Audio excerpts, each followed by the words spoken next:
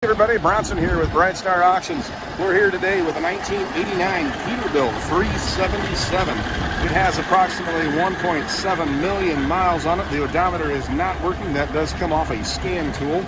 It is powered by a Cummins diesel engine backed by the 9-speed Eaton Fuller transmission. Has a 50,000 pound gross vehicle weight rating on it. Unit is in good running condition. Does come with a stack of paperwork from when it had the most recent work done in the last few years.